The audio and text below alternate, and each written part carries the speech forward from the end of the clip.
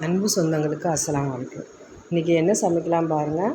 இன்றைக்கி நம்ம வெண்டைக்காய் முட்டை போட்டு ஒரு ஃப்ரை செய்து அதில் வந்து சோறை போட்டு கிண்ட போகிறோம். லஞ்ச் பாக்ஸுக்கு ரொம்ப நல்லாயிருக்கும் பாருங்கள். தேங்காய் எண்ணெய் தான் இன்றைக்கி நம்ம யூஸ் பண்ணியிருக்கோம். உங்களுக்கு என்ன வேணாலும் ஊற்றிக்கலாம்.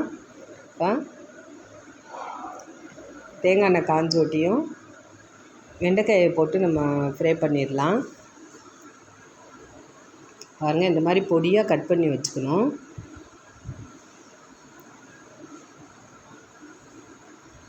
வெண்டைக்காய் சாப்பிடாத பிள்ளைங்க கூட இந்த மாதிரி சமைச்சு கொடுத்தா விரும்பி சாப்பிடுவாங்க. அந்த அளவுக்கு நல்ல டேஸ்ட்டாக இருக்கும்.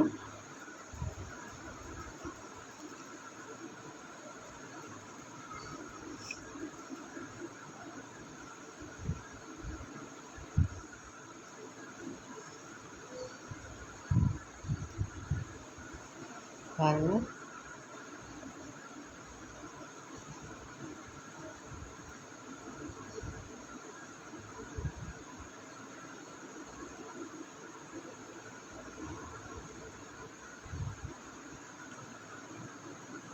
இந்த மாதிரி விழுவிழுன்னு வராமல் இருக்கிறதுக்கு நம்ம லைட்டாக கொஞ்சம் இந்த அளவு எலுமிச்சம்பழம் விட்டோம்னா அந்த வெண்டைக்காயில் இருக்கிற அந்த விழுவிழுப்பு இருக்காது. நீங்கள் இந்த மாதிரி ஒரு தடவை செஞ்சு பாருங்கள்.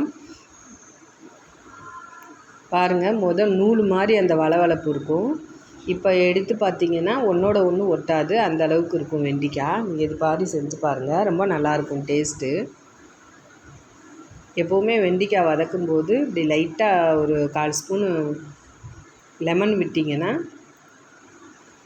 நல்லாயிருக்கும். நீங்கள் குழம்புல போடையில் கூட இந்த மாதிரி லெமன் விட்டுக்கலாம். பாருங்கள் இப்போ எப்படி இருக்குது பாருங்கள். ஒட்டவே ஒட்டலை, அந்த வளவளப்பே இல்லை பாருங்கள். இல்லைன்னா ரொம்ப வளவலன்னு இருக்கும். பாருங்கள் எப்படி இருக்குன்னு. நீங்களும் இது போல் செஞ்சு பாருங்கள், ரொம்ப நல்லாயிருக்கும். இல்லாட்டி வளவலன்னு ஒரு மாதிரியாக இருக்கும். இப்போ நம்ம ரெடிமேடாக தாளித்து வச்சுருந்தது தான் இதுக்கு தாளிப்புக்கு போட போகிறோம்.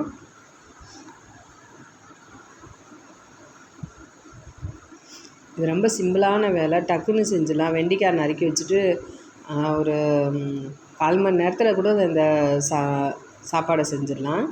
சோறு வடித்து வச்சுட்டு அப்படியே போட்டு நம்ம மிக்ஸ் பண்ணுறது தான். பாருங்கள், அந்த வளவளப்பு சுத்தமாக இல்லை பாருங்கள். உங்களுக்கு பார்த்தாலே தெரியும். இது டிப்ஸு தான். பிடிச்சிருந்தா நீங்களும் இது போல் ட்ரை பண்ணி பாருங்கள். அவ்வளோதான்.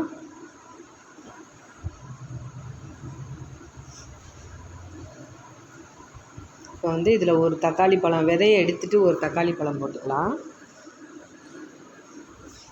தக்காளி ரொம்ப வதங்கணும்னு இல்லை, சும்மா ஒரு டேஸ்ட்டுக்காண்டி தான் போடுறோம். இப்போ பாருங்கள், நம்ம ரெடிமேடாக தாளித்து வச்சுருந்த இந்த தாளிப்பு தான் நம்ம போட போகிறோம். இதில் வந்து கடுகு, கருவேப்பிலை, வெங்காயம், வரமிளகாய் போட்டு நம்ம தாளித்து வச்சுருக்கோம். ரொம்ப ஈஸியாக இருக்கும். இந்த இந்த வீடியோ பார்க்கணுன்னா, இந்த டிஷ்ஷோட வீடியோ பார்க்கணுன்னா நீங்கள் பாருங்கள் நம்ம சேனலில் போய்.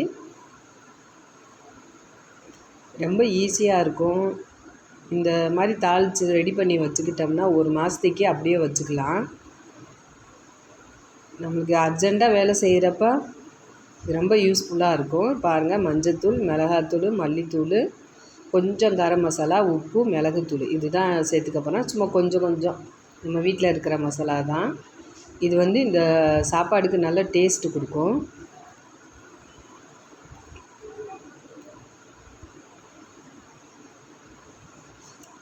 வெண்டைக்காய் வந்து ரொம்ப போட்டு வறுவறுன்னு வறுக்கக்கூடாது, ஏன்னா அதோடய சத்து இருக்காது. அதோடய வளவளப்பு மட்டும் போச்சுன்னா போதும். அதுக்கு நம்ம லெமன் விட்டாலே போதும். அதிகமாக போட்டு நம்ம சட்டியில் வறுத்தோம்னா அந்த டேஸ்ட் இருக்காது. பாருங்கள், வெண்டைக்காய் வெந்திருக்கணும், ஆனால் இந்த மாதிரி தான் இருக்கணும். அந்த பச்சை கலர் மாறாமல் இருக்கணும், அப்போ தான் சத்து இருக்கும். இப்போ நம்ம அதில் முட்டை போட்டு கிண்டியிருக்கோம். இந்த மாதிரி செஞ்சு பாருங்கள், ரொம்ப டேஸ்ட்டாக இருக்கும். பிள்ளைங்க நல்லா விரும்பி சாப்பிடும்.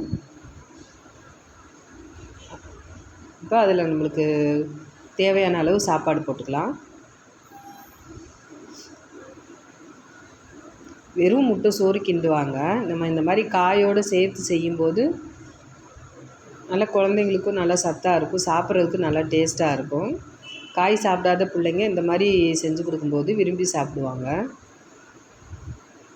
பாருங்க, இதுக்கு தொட்டுக்கெல்லாம் எதுவும் சாப்பிட்ணுன்னு அவசியம் இல்லை. ஆனால் ஒரு அப்பளம் இருந்தால் கூட போதும், ரொம்ப நல்லாயிருக்கும். அப்பளம் ஏதாவது ஸ்நாக்ஸ் இருந்தால் கூட போதும். பாருங்கள், அவ்வளோதான். டக்குன்னு லஞ்ச் பாக்ஸுக்கு ஒரு சாப்பாடு எப்படி ரெடி பண்ணியிருக்கோம் பாருங்கள். நல்லா ஹெல்த்தாகவும் இருக்கும், காய் போட்டு செஞ்ச மாதிரியும் இருக்கும். வெண்டைக்காய் தான் போடணும்னு இல்லை, இதே மாதிரி பீன்ஸு போடலாம், கேரட்டு போட்டுக்கலாம், பீக்கங்காய் போட்டு இந்த மாதிரி செய்யலாம். நம்மளுக்கு என்ன காய் பிடிக்குதோ, முட்டைக்கோஸ் கூட போட்டு இந்த மாதிரி செஞ்சுக்கலாம். நம்மளுக்கு என்ன காய் பிடிக்குதோ அந்த காய் போட்டு இதே போல் மசாலா எல்லாம் போட்டு செய்யும்போது நல்ல டேஸ்ட்டாக இருக்கும். அவ்வளோதான். பாருங்கள் நம்ம எப்படி டிஃபன் ரெடி பண்ணுறோன்னு. இது பெருசாக நம்மளுக்கு தொட்டுக்கிறதுக்குன்னு எதுவும் தேவையில்லை. ஒரு அப்பளம், முறுக்கு இந்த மாதிரி இருந்தால் கூட போதும். நீங்களும் இது போல் ட்ரை பண்ணுங்கள். பிடிச்சிருந்தால் லைக் பண்ணுங்கள், ஷேர் பண்ணுங்கள், சப்ஸ்கிரைப் பண்ணுங்கள். புதுசாக பார்க்குறவங்க மறக்காமல் ஒரு சப்ஸ்கிரைப் பண்ணுங்கள், அது ரொம்ப எங்களுக்கு ஹெல்ப்பாக இருக்கும். ஒரு லைக்கும் பண்ணுங்கள். இது உங்களுக்கு யூஸ்ஃபுல்லாக இருந்தால் ஷேர் பண்ணி விடுங்க உங்கள் ஃப்ரெண்டுங்களுக்கும் ஃபேமிலிக்கும். அவ்வளோதான். நம்ம சேனலை பாருங்கள், இது போல் அது நல்ல டிஷ்ஷெல்லாம்